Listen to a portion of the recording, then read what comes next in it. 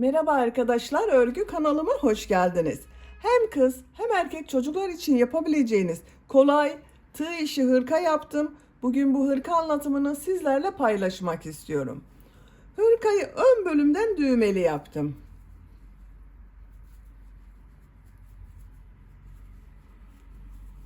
Bu ön pata 4 düğme iliği yaptım. Karşısına düğmeler diktim. Siz tercihinize göre bunu 3 düğmeli, 5 düğmeli, 6 düğmeli yapabilirsiniz. Ben 4 düğme yapmayı tercih ettim arkadaşlar. Bakın yaka bölümünün burası yuvarlak oldu. Çok güzel oldu. Bu köşelerde bakın yuvarlak oldu arkadaşlar. Çok güzel oldu.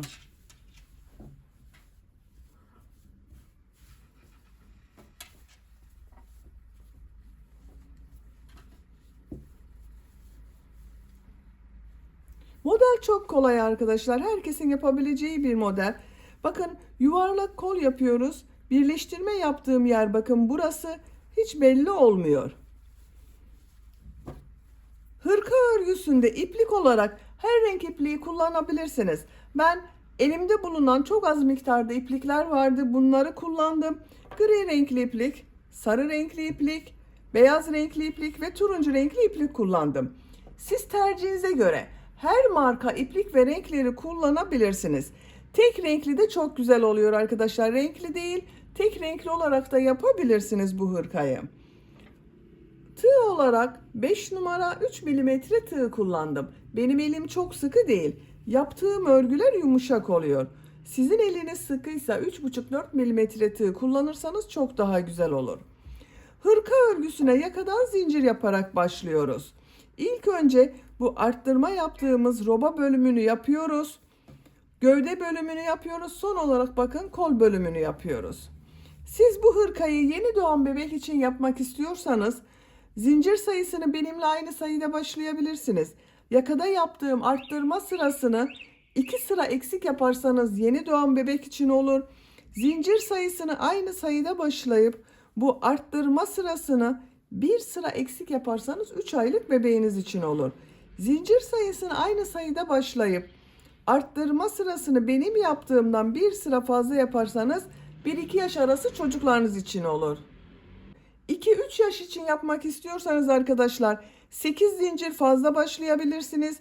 Ön bölümleri 1 trabzan, kol ve arka bölümleri 2'şer trabzan fazla başlayabilirsiniz. Bu arttırma sırasını da 2 sıra fazla yapabilirsiniz. Ölçülerini videonun sonunda ölçüyorum. Oraya bakabilirsiniz arkadaşlar. 6 aylık bebek için yaptım. İplik tığ hazırlayalım. Hep birlikte bu kolay ve güzel tığ işi hırka örgüsüne başlayalım. Örgü kanalıma abone değilseniz abone olmayı unutmayın lütfen.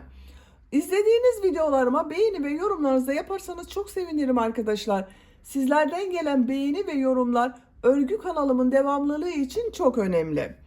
Örgü kanalıma abone olup beğeni ve yorumlarıyla destek olan bütün arkadaşlara ayrıca teşekkür ederim. Hepinize kolay gelsin. İyi çalışmalar.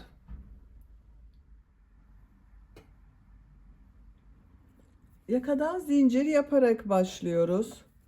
İlk ilmeği ben bu şekilde yapıyorum. Size nasıl kolay geliyorsa ilk ilmeği o şekilde yapabilirsiniz. Zincirleri yapmaya başlıyorum. Çok sıkı zincirler yapmıyorum. 71 zincir yapalım. 71 zincir yaptım. Çok sıkı zincirler yapmadım. 71 zincirin kaç santimetre olduğunu ölçüyorum.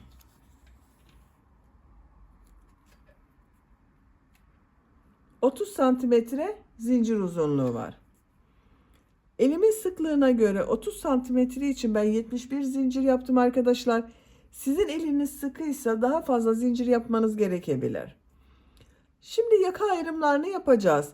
Yaka ayrımlarını trabzan olarak yapıyoruz. Tığ üzerine iplik alıyorum.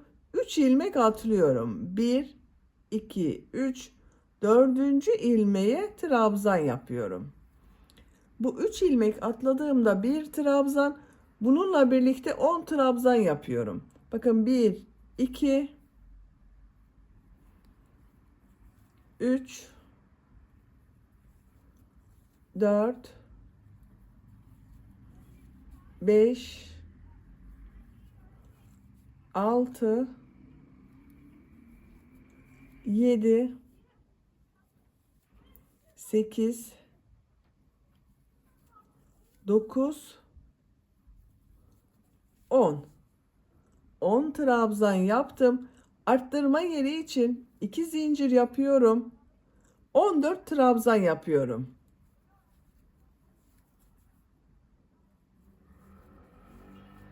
...14 trabzanı yapalım. Kol bölümü için 14 trabzan yaptım. Arttırma yeri için 2 zincir yapıyorum. 20 trabzan yapıyorum.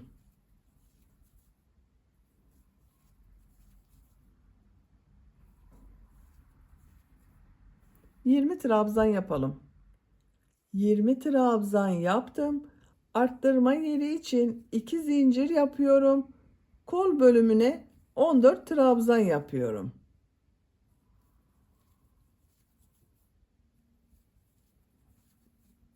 Bakın bu kol bölümünde 14 trabzan yaptım. Buraya da 14 trabzan yapıyoruz. 14 trabzanı yapalım. Kol bölümü için 14 trabzan yaptım. Arttırma yeri için 2 zincir yapıyorum. 10 trabzan yapıyorum. 10 trabzan yapalım. 10 trabzan yaptım. Bakın bu sırada yaka ayrımlarını yaptım. Sıra başında ve sıra sonunda 10 trabzan yaptım. Kol bölümleri için 14 trabzan, buraya da 20 trabzan yaptım. Şimdi model yerleştirmeye başlıyoruz. Bir zincir yapıyorum, örgüyü çeviriyorum. İlk ilmeğe trabzan yapıyorum. İkinci ilmeğe 2 trabzan yapıyorum. Bakın 3 trabzan oldu burada. Tığ üzerine iplik alıyorum. 2 ilmek atlıyorum. Bu bir ilmeğe 3 trabzan yapıyorum.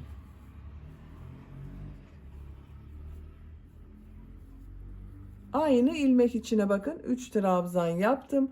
Tığ üzerine iplik alıyorum. 2 ilmek atlıyorum. Aynı ilmeğe 3 trabzan yapıyorum.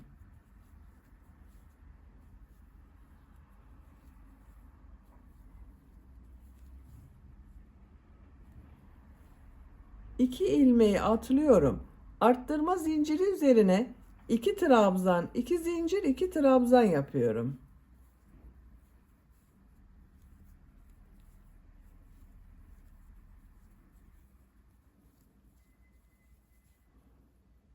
İki trabzan, 2 zincir, 2 trabzan. Tığ üzerine iplik alıyorum. 2 ilmek atlıyorum. 3 trabzan yapıyorum.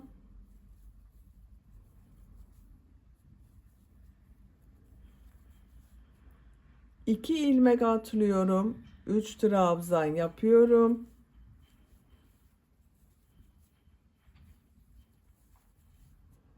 2 ilmek atlıyorum. 3 trabzan yapıyorum.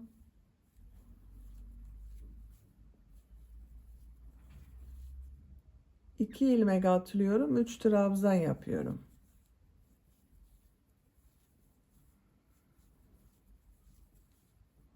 İki ilmeği atlıyorum. Arttırma zinciri üzerine 2 trabzan, 2 zincir, 2 trabzan yapıyorum.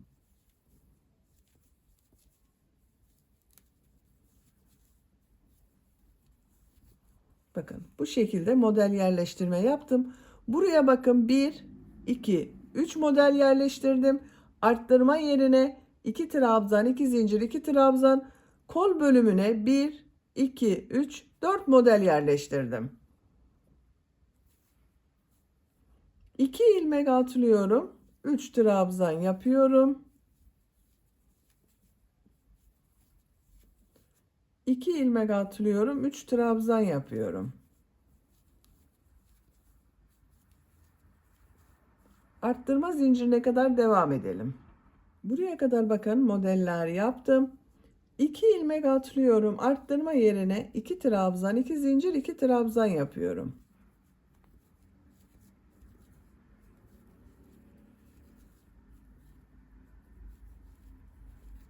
Buraya da arkadaşlar bakın modelleri sayıyorum. Arttırma yerleri arasında bulunan modelleri 1, 2, 3, 4, 5, 6 model oldu.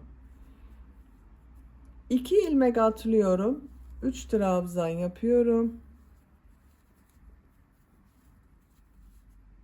2 ilmek atlıyorum. 3 trabzan yapıyorum.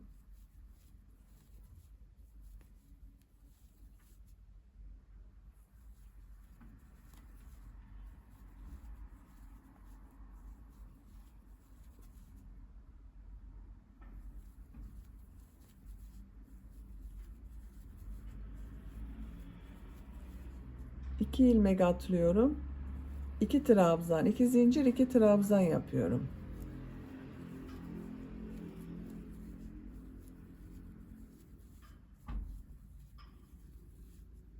İki ilmek atlıyorum. 3 trabzan yapıyorum.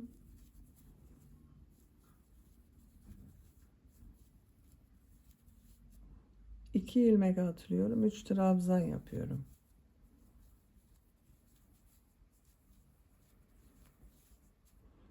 İki ilmek atlıyorum. Bakın şu ilmeğe 2 trabzan yapıyorum.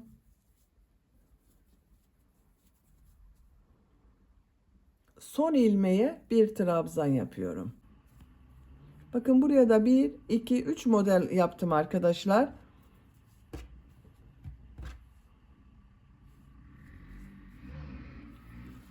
Bir zincir yapıyorum. Örgüyü çeviriyorum. İlk ilmeğe trabzan yapıyorum. Bakın bu 2 trabzanı atlıyorum.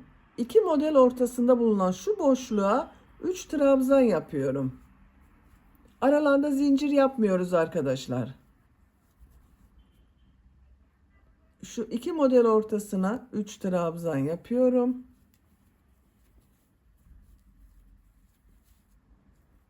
Üç trabzan yapıyorum.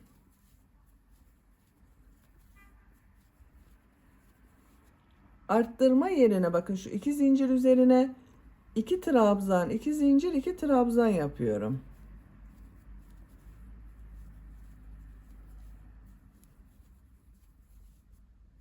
Üç trabzan yapıyorum.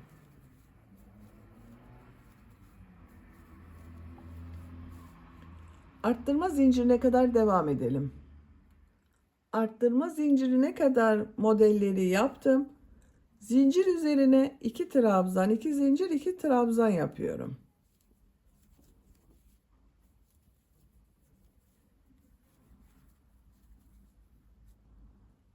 Bakın 2 ilmek atlıyorum. Buraya 3 trabzan yapıyorum.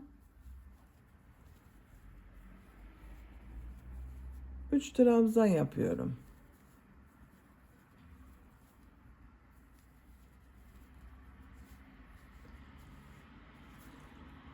Bu arttırma yerine 2 trabzan, 2 zincir, 2 trabzan yapalım. Buraya da aynı şekilde 2 trabzan, 2 zincir, 2 trabzan yapalım.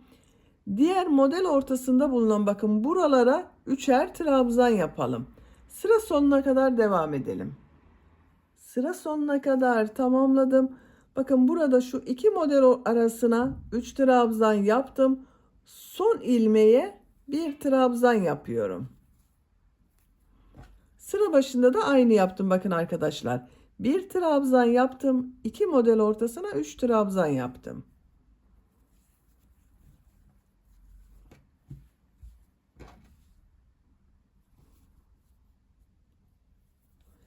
Bir zincir yapıyorum. Örgüyü çeviriyorum.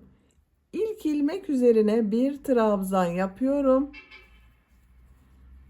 Bakın şu boşluğa, trabzanla model arasındaki boşluğa 2 trabzan yapıyorum.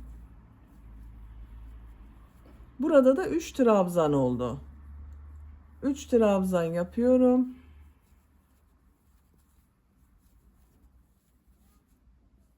Üç trabzan yapıyorum.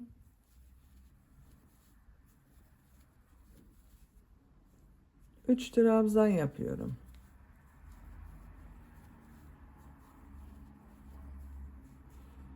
Bakın arttırma zinciri üzerine 2 trabzan, 2 zincir, 2 trabzan yapıyorum.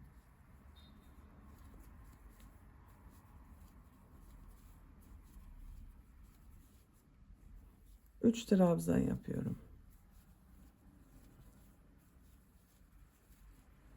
Bakın bu sırada burada arkadaşlar 1 2 3 4 model oldu. İlk başta 3 model yaptık. Burada 4 model oldu bakın. Bu model ortasında bulunan bakın şuralara 3'er trabzan yapalım. Arttırma yerlerinde 2 trabzan, 2 zincir, 2 trabzan yapalım. Sıra sonuna kadar devam edelim. Sıra sonuna kadar tamamladım. Sıra sonunda bakın arkadaşlar şu model ile bir trabzan arasında boşluk var. Buraya 2 trabzan yapıyorum. Trabzan üzerine bir trabzan yapıyorum. 3 trabzan oldu. Sıra başında da bakın aynı yaptım. Bir trabzan yaptım. 2 trabzan yaparak 3 trabzan yaptım. Bir zincir yapıyorum. Örgüyü çeviriyorum. İlk ilmeğe trabzan yapıyorum. Tığ üzerine iplik alıyorum. 2 ilmeği atlıyorum. Bakın şu iki model ortasında bulunan bu boşluğa 3 trabzan yapıyorum.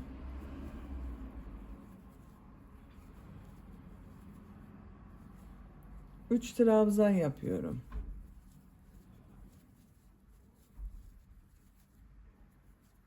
Bakın bir sonraki sırada buraya 2 trabzan yapacağız. Trabzan üzerine trabzan yapacağız. Bu arttırma yerlerinde arkadaşlar bakın 1, 2, 3, 4 yerde arttırma yapıyoruz. Arttırma yerlerinde 2 trabzan, 2 zincir, 2 trabzan yapalım. Model arasında bulunan bakın şu boşluklara 3'er trabzan yapalım.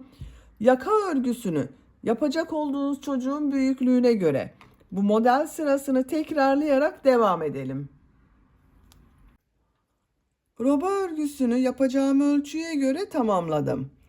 1, 2, 3, 4, 5, 6, 7, 8, 9, 10 sıra yaptım. Santimetre olarak ölçüyorum. 8 santimetre yükseklik yaptım.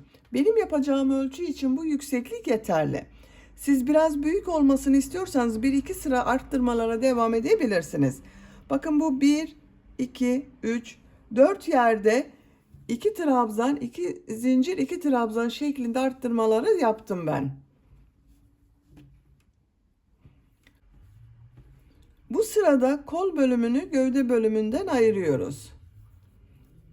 Bir zincir yapıyorum, örgüyü çeviriyorum. İlk ilmeğe trabzan yapıyorum. Bu boşluğa 3 trabzan yapıyorum.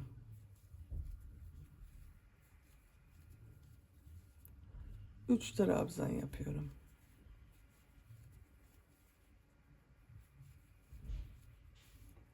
Arttırma yerine kadar devam edelim. Arttırma zincirine kadar tamamladım. Buraya 3 trabzan yapıyorum.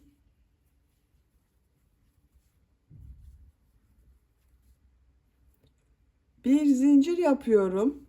Bakın kolda bulunan bütün ilmekleri atlıyorum. Bu arttırma yerine 3 trabzan yapıyorum.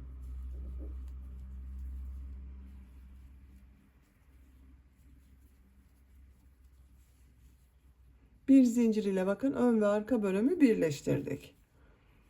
3 trabzan yapıyorum. Buraya kadar devam edelim. Arttırma yerine kadar tamamladım. Buraya 3 trabzan yapıyorum.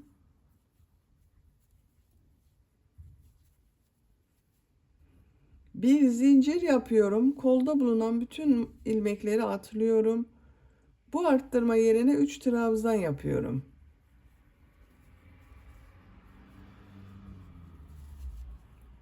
Üç trabzan yapıyorum.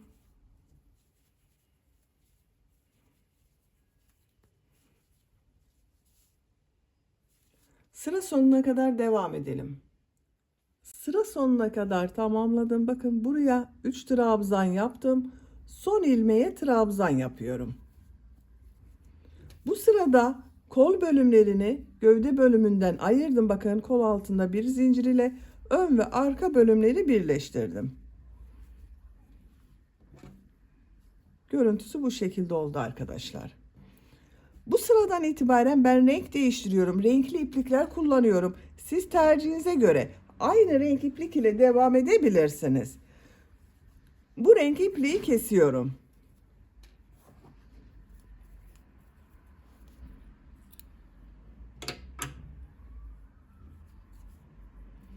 Aynı ilmekten gri renkli iplik ile ipliği bağlıyorum. Siz tercihinize göre her renkli ipliği kullanabilirsiniz. Bakın şu ilmeğe ipliği bağlıyorum. İlmek de yapabilirsiniz. Buradan ilmek yapıyorum. Bir zincir yaptım. Aynı ilmeğe trabzan yapıyorum. Bu renk iplik ile burada yaptığımız modelleri devam ediyoruz. Buraya 2 trabzan yapıyorum.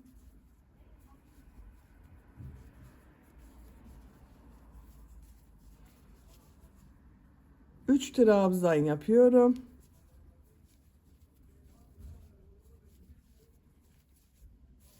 Bu kol altı yaptığımız zincire kadar devam edelim.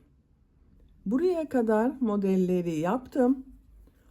Bakın burada son yaptığım modelin şu son ilmek üzerine 3 trabzan yapıyorum.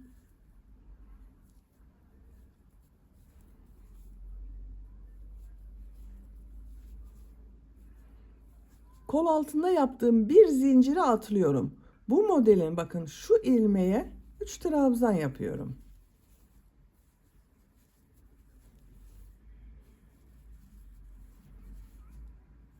Üç trabzan yapıyorum.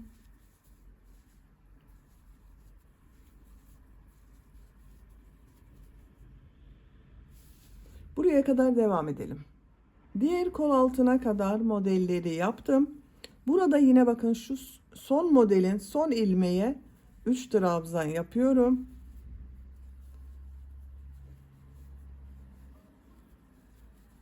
Şu bir zinciri atlıyorum. Şu ilmeğe bakın 3 trabzan yapıyorum.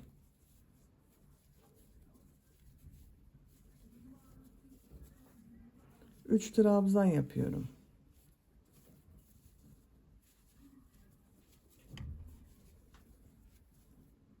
Sıra sonuna kadar devam edelim. Sıra sonuna kadar tamamladım. Bu boşluğa 2 trabzan yapıyorum. Son ilmek üzerine trabzan yapıyorum. Yine 3 trabzan oldu. Bir zincir yapıyorum. Örgüyü çeviriyorum. İlk ilmeğe bir trabzan yapıyorum. Şu boşluğa 3 trabzan yapıyorum.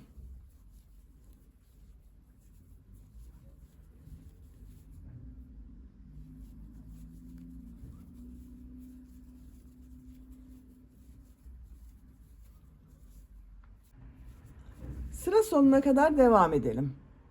Sıra sonuna kadar tamamladım. Son ilmeğe bir trabzan yaptım.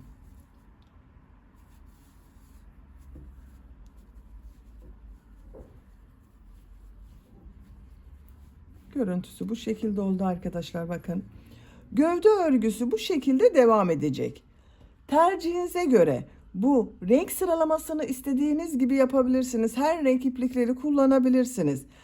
2'şer sıra yapabilirsiniz, 3'er sıra yapabilirsiniz her renkten veya tek renkli yapabilirsiniz.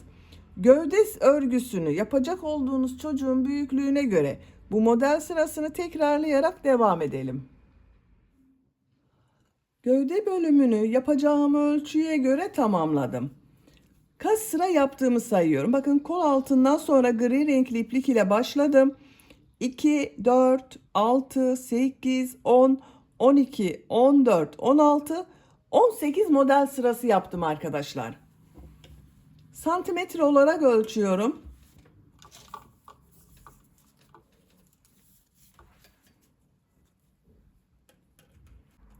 16 santimetre yükseklik yaptım. Siz tercihinize göre 1-2 sıra devam edebilirsiniz. Ben renk sıralamasını bakın bu şekilde yaptım.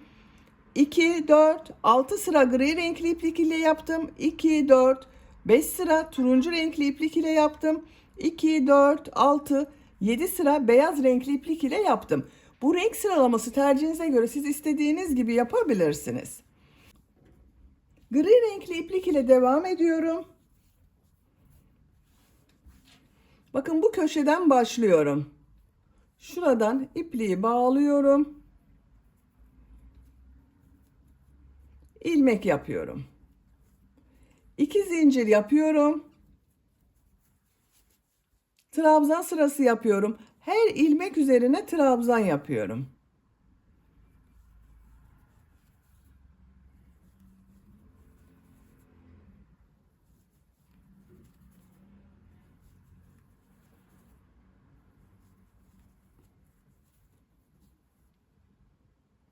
Sıra sonuna kadar devam edelim. Sıra sonuna kadar trabzan yaptım.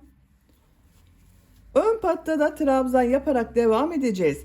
Bakın bu son ilmek içine yuvarlak olması için 5 trabzan yapıyorum. Aynı ilmek içine yapıyorum bakın 5 trabzanı.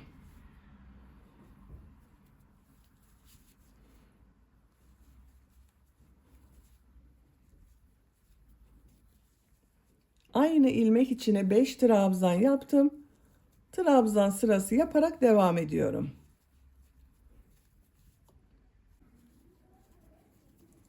Bakın burada yaptığım trabzan sıralarına ikişer trabzan yapıyorum arkadaşlar. Trabzan yaparak yaka başlangıcına kadar devam edelim. Yaka başlangıcına kadar trabzan yaptım. Bakın yaka başlangıcında bu ilk ilmek içine yuvarlak olması için 5 trabzan yapıyorum.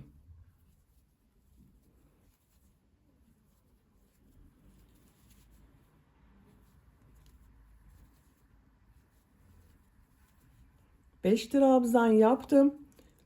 İlmeklere trabzan yaparak devam ediyorum.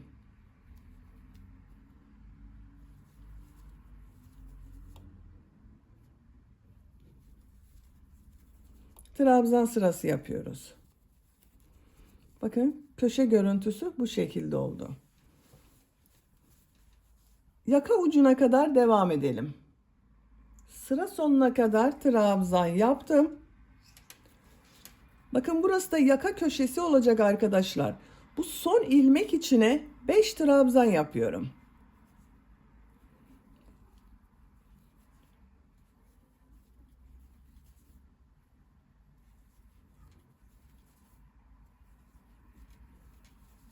Beş trabzan yaptım. Trabzan sırası yapıyorum.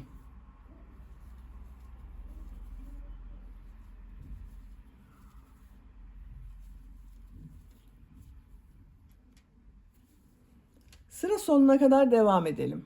Sıra sonuna kadar trabzan yaptım. Bu son ilmek üzerine 5 trabzan yapıyorum. Köşe olduğu için buraya 5 trabzan yapıyorum.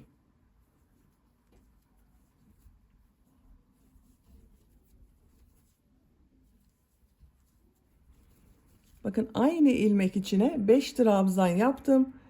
İlk başladığım trabzan ile ilmek kaydırma yaparak birleştiriyorum. Bakın arkadaşlar, yaka çevresinde bir sıra trabzan yaptım. Köşe görüntüleri bu şekilde oldu.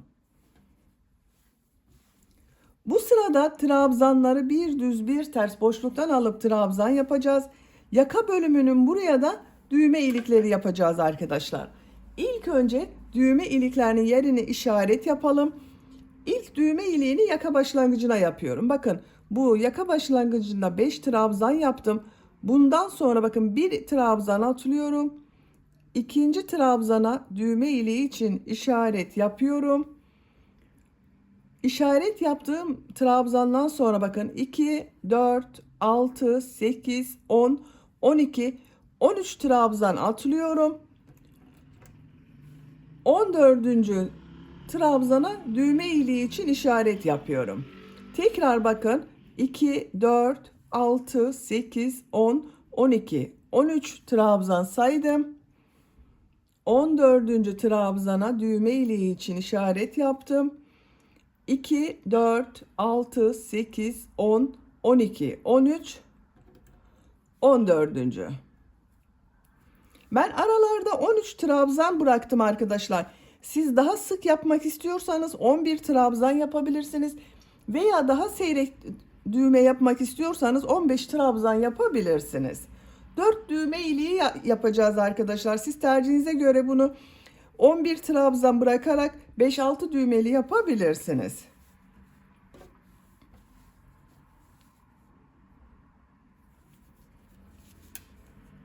İki zincir yapıyorum. Bu sırada trabzanları bir düz bir ters boşluktan alıp trabzan yapıyorum. İlk trabzan şu şekilde, bakın, tığ boşluğa takıyorum. Trabzan yapıyorum. Ters taraftan trabzan yapıyorum. Düz taraftan trabzan yapıyorum.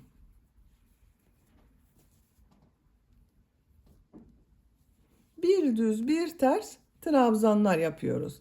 Ama bakın, üzerine yapmıyorum. Şu şekilde tığ boşluğa takıyorum, trabzan yapıyorum.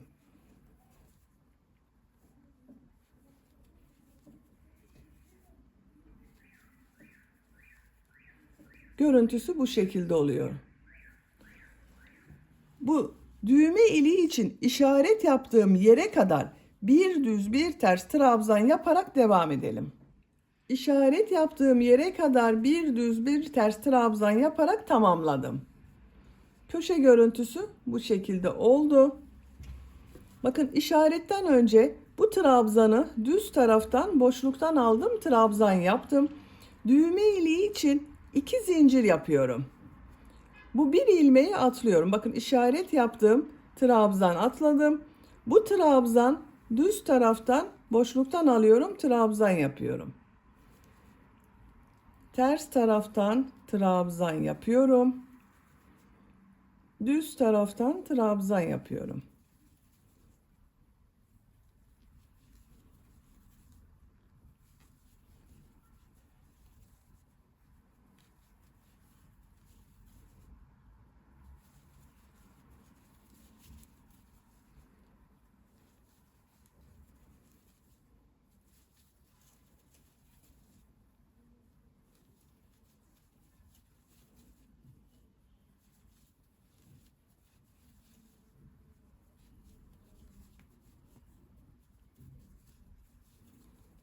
Bakın, düğme iliği yaptığım yere geldim.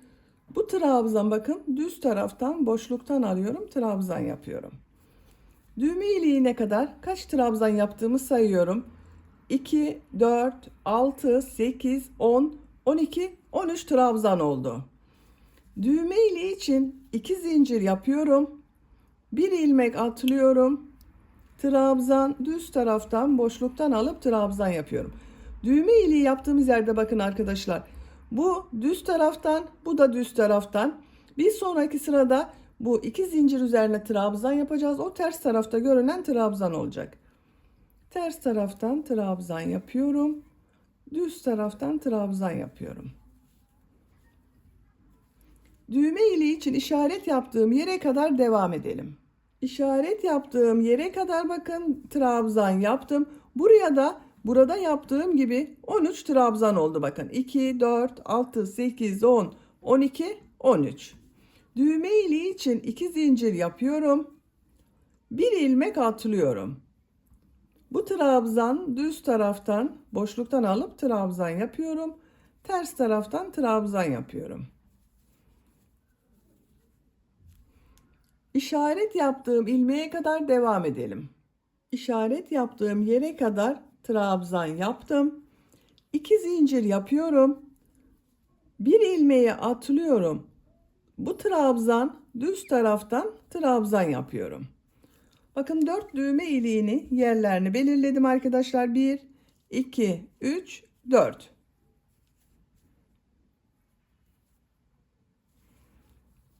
Trabzanları bir düz bir ters boşluktan alarak trabzan yapıyorum.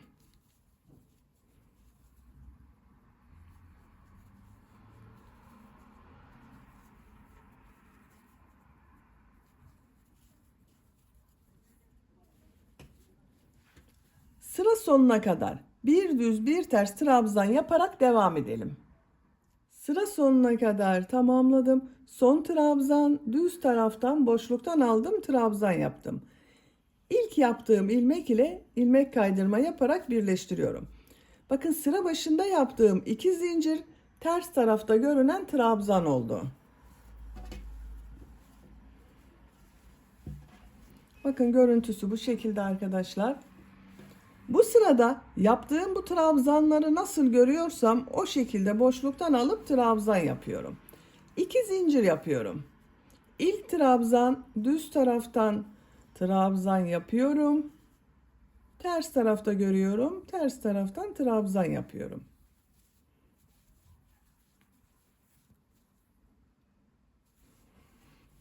Şu düğme iliğine kadar nasıl görüyorsanız o şekilde boşluktan alıp trabzan yapalım.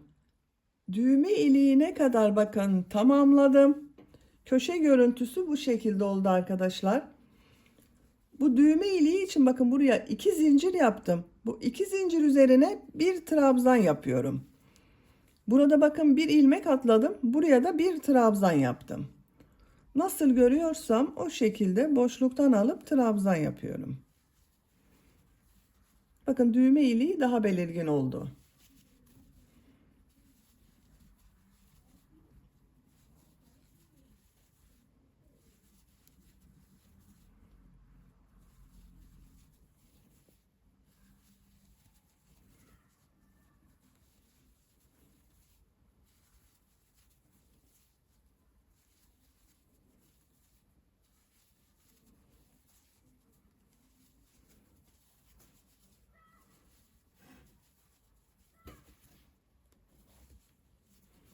Bakın diğer düğme iliğine kadar bir düz bir ters trabzan yaptım.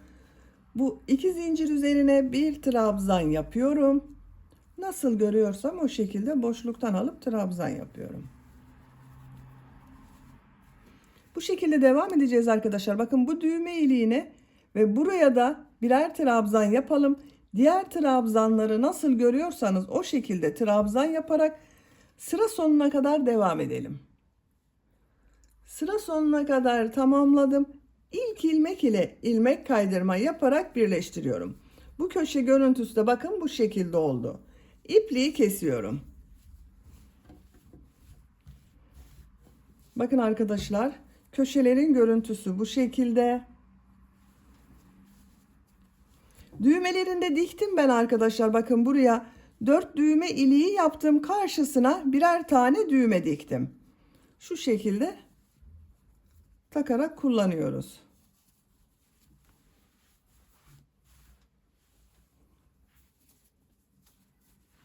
Çok güzel oldu. Şimdi kol örgüsünü yapalım. Sarı renkli iplik ile başlıyorum. Bakın burada kol bölümünü ayırdıktan sonra sarı renkli iplik ile bir sıra yaptım.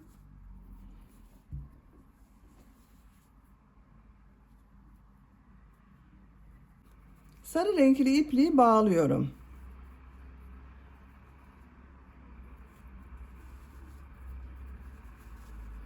Buradan ilmek yapıyorum.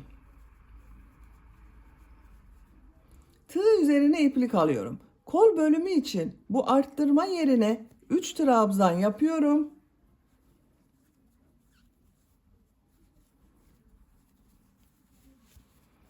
Üç trabzan yapıyorum. Modeli aynı şekilde devam ediyoruz. Sıra sonuna kadar devam edelim. Sıra sonuna kadar modelleri yaptım. Bu arttırma zinciri üzerine kol bölümü için 3 trabzan yapıyorum.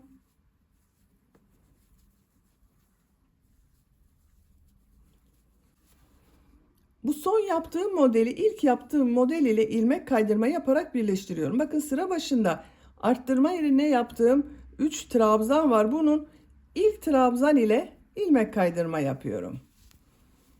Burasının devamı oldu bakın arkadaşlar. Bir zincir yapıyorum, örgüyü çeviriyorum. Bu boşluğa 3 trabzan yapıyorum.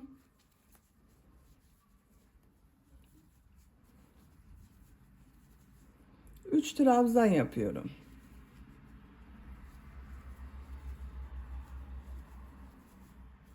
Sıra sonuna kadar devam edelim.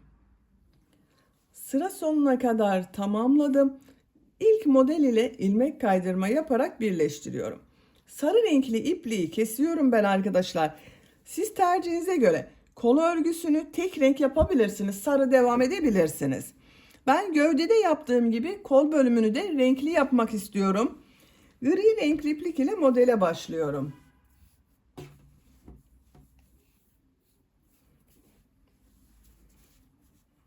Bakın şu boşluğa ipliği bağlıyorum.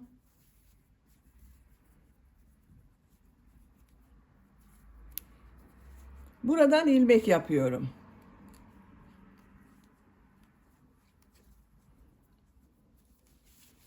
Buraya 3 trabzan yapıyorum.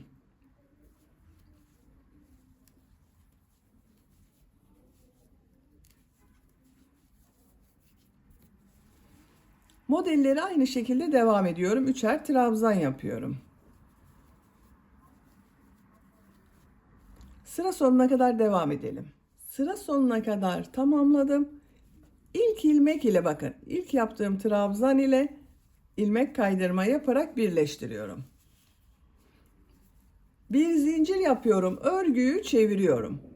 Buraya 3 trabzan yapıyorum. Kol örgüsünde arkadaşlar ben örgüyü çevirerek örüyorum.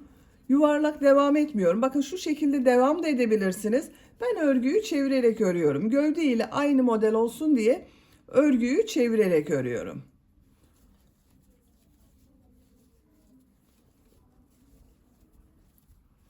Bu kol bölümünde de arttırma veya eksiltme yapmıyorum. Burada kaç model olduysa kol örgüsünü o sayı ile devam ediyorum.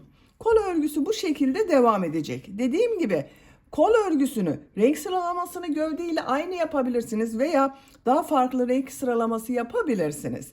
Kol örgüsüne devam edelim. Kol örgüsünü yapacağım ölçüye göre tamamladım. Kaç sıra yaptığımı sayıyorum. 2, 4, 6, 8, 10, 12, 14, 16, 18 sıra yaptım. Renk sıralamasını bakın bu şekilde yaptım arkadaşlar. Birleştirme yaptığım yerin görüntüsü de bakın bu şekilde oldu. Hiç belli olmuyor. Son sırada beyaz renkli iplik ile yaptım. İlmek kaydırma yaparak birleştirdim. İpliği kestim. Diğer kol örgüsünü ben tamamladım. Bakın aynı bu kolu başladığım gibi başladım. 18 sıra model sırası yaptım. Kol ucunda gri renkli iplik ile bileklik bölümü yaptım. Bakın çok güzel oldu. Bu kola da bileklik bölümü yapacağız. Gri renkli iplik ile devam ediyorum. Herhangi bir ilmekten başlayabilirsiniz. Şu ilmeğe ipliği bağlıyorum.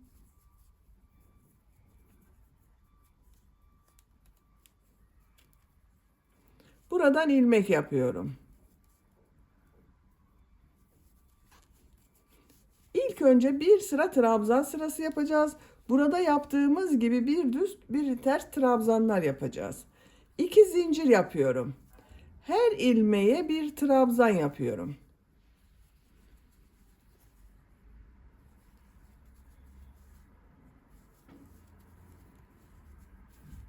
Sıra sonuna kadar devam edelim. Sıra sonuna kadar tamamladım. İlk ilmek ile ilmek kaydırma yaparak birleştiriyorum. Bir sıra trabzan sırası yaptım bakın. Bu sırada bu trabzanları bir düz bir ters trabzan yapıyorum. 2 zincir yapıyorum. İlk trabzan düz taraftan trabzan yapıyorum. Ters taraftan trabzan yapıyorum.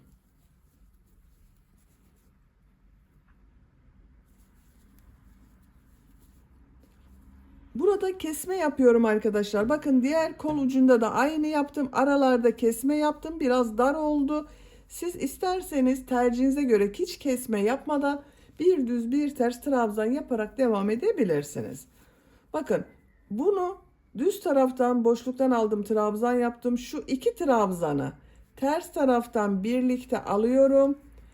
2 trabzandan bir trabzan yapıyorum. 5 trabzanı bir düz bir ters yapıyorum bakın.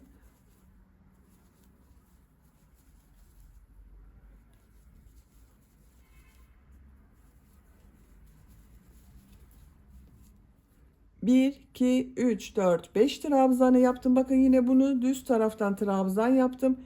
Şu iki trabzanı ters taraftan birlikte alıyorum. Bir trabzan yapıyorum.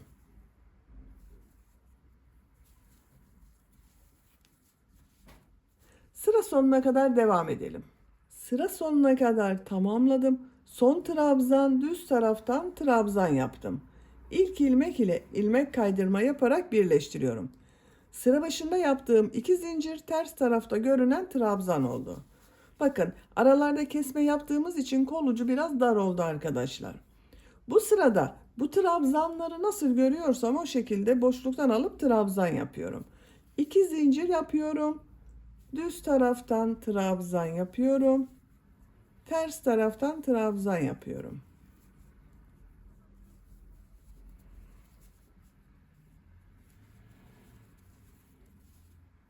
Sıra sonuna kadar devam edelim. Sıra sonuna kadar tamamladım. İlk ilmek ile ilmek kaydırma yaparak birleştiriyorum. İpliği kesiyorum. Bakın bir sıra trabzan sırası yaptım. 2 sıra bir düz bir ters trabzan yaptım. Siz tercihinize göre bir sıra daha bir düz bir ters trabzan yapabilirsiniz. Ben burada bitirdim arkadaşlar. Diğer kol örgüsünde bu kol örgüsü gibi başlayıp tamamlayabilirsiniz. Hırka örgüsünü bitirdim. Bakın çok güzel oldu. Ters tarafın görüntüsü bu şekilde.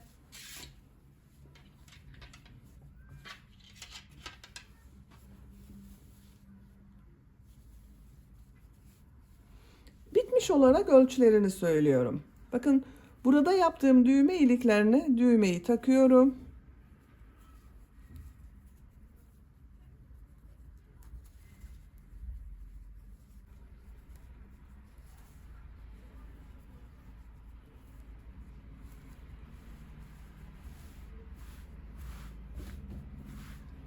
Bakın çok güzel oldu arkadaşlar. Kol altının buradan gövde genişliğini ölçüyorum. 27 santimetre. Kol altından gövde yüksekliğini ölçüyorum. 19 santimetre. Kol yüksekliğini ölçüyorum.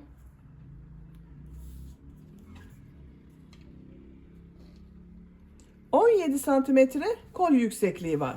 Ben bugün 6 aylık bebek için yaptım. Bu büyüklükte oldu arkadaşlar. Sizin bebeğiniz kilolu bir bebekse 3 aylık bebeği olur. Zayıf bir bebekse 1 yaş bebek çok rahat kullanır. Beni dinlediğiniz ve izlediğiniz için hepinize çok teşekkür ederim. Örgü kanalıma abone değilseniz abone olmayı unutmayın lütfen. Sizlerle yeni örgülerde görüşmek dileğiyle. Hoşça kalın, sevgiyle kalın.